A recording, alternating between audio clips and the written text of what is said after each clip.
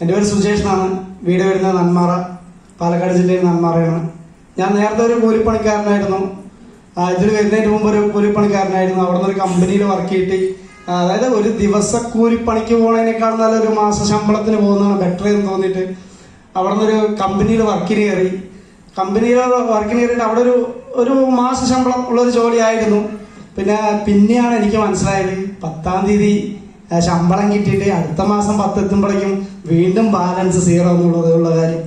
അവിടെ ഒരു part time ജോബായിട്ടാണ് ഈ ഫിജി കാർഡ് തിരഞ്ഞെടുത്തത്. ഫിജി കാർഡ് തിരഞ്ഞെടുത്തതിലൂടെ തന്നെ ഫസ്റ്റ് ഞാൻ ചെയ്ത കാര്യം എന്ന് പറഞ്ഞു കഴിഞ്ഞാൽ പഞ്ചിങ് ടൈം ഒരു 6 to 9, ഒരു 9 to 6 ഒരു പഞ്ചിങ് ടൈം ഉണ്ടായിരുന്നു. ആ പഞ്ചിങ് ടൈം അതായത് കമ്പനിയിൽ വർക്ക് ടൈം, അത് കഴിഞ്ഞിട്ടുള്ള ബാക്കിയുള്ള സമയം എന്നെ സംബന്ധിച്ചുള്ള ആ സമയം വെറുതെ പോകുന്ന ഒരു സമയമായിരുന്നു എന്നെ സംബന്ധിച്ചുള്ള. ആ സമയം മാത്രം ഞാൻ ഫിജി കാർഡിന് വേണ്ടി കണ്ടെത്തിയപ്പോ എനിക്ക് ആദ്യം കിട്ടിയത് ഫസ്റ്റ് റാങ്ക്, രണ്ടാമത്തെയും കിട്ടി സെക്കൻഡ് റാങ്ക്, മൂന്നാമത്തെയും കിട്ടി ഇപ്പൊ സെയിൽസ് മാനേജർ എന്നുള്ള റാങ്ക്.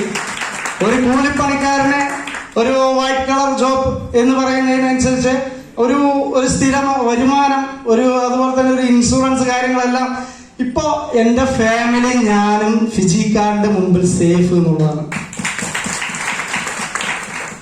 പിന്നെ ഇതിന് ഫസ്റ്റ് ടൈം ആയിട്ട് കേൾക്കാൻ വന്നവരോട് കുറച്ച് കാര്യങ്ങളാണ് ഞാൻ പറഞ്ഞത്. വേറെ ഒന്നുമല്ല, നിങ്ങൾ ഫസ്റ്റ് എത്ര ആൾ വന്നിട്ടുണ്ടെന്ന് ഇതിലെനിക്കറിയില്ല, എങ്കിലും പറയണം, ധൈര്യത്തിൽ കയറി നിൽക്കുക. കാരണം എന്ന് പറഞ്ഞാൽ ഇനിയുള്ള കാലത്ത് ഫിജി കാർഡ് എന്ന കമ്പനി, ഫിജി കാർഡ് അതുപോലുള്ള ഒരു സ്ഥാപനം നമുക്കില്ലാണ്ട് ജീവിച്ചു പോവാൻ വലിയ പാടാണെന്നുള്ളതാണ്. കാരണം എന്ന് പറഞ്ഞാൽ ഇപ്പൊ പ്രമീള മാഡം പറഞ്ഞിട്ടായിരുന്നു, സുജിത് സാർ ഇല്ലാഞ്ഞിട്ട് പോലും സുജിത് സാറിന് ഒരു വരുമാനം അവന്റെ അമ്മ, അതായത് ആ സാറിന്റെ അമ്മ ഇപ്പോ നമ്മുടെ കൈകളിൽ ഫിജി കാർഡിന്റെ കൈകളിൽ വളരെ സേഫാണുള്ളതാണ്.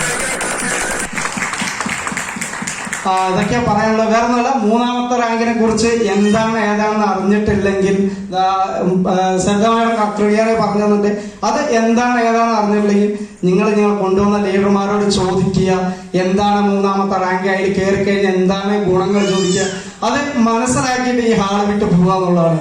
അതായത് ഈ ഹാളിനെ വിട്ട് പോണതിന്റെ മുമ്പ് നിങ്ങളൊരു തീരുമാനം എടുക്കണം, യെസ് ഓർ നോ. അത് രണ്ടും നിങ്ങൾക്ക് തീരുമാനിക്കാം, അതാരും നിങ്ങളോട് നിർബന്ധിക്കില്ല. നോൺ ആണെങ്കിൽ ഒന്നും അല്ല എന്നുള്ളതാണ്. എല്ലാ നേരവും കടന്നു പോലെ ഈ ഒരു ടൈമിൽ കടന്നു പോയിട്ട്, പക്ഷെ യെസ് ആണെന്നുണ്ടെങ്കിൽ ഫിജി കാർഡ് നിങ്ങളുടെ ലൈഫ് മാറ്റുന്ന ഞാൻ ഉറക്കെ പ്രഖ്യാപിക്കാം. എന്തായാലും ഫിജി കാർഡ് നിങ്ങളുടെ ലൈഫ് മാറ്റുന്നവരും 100% ഉറപ്പാണെന്നുള്ളതാണ്. Thank U.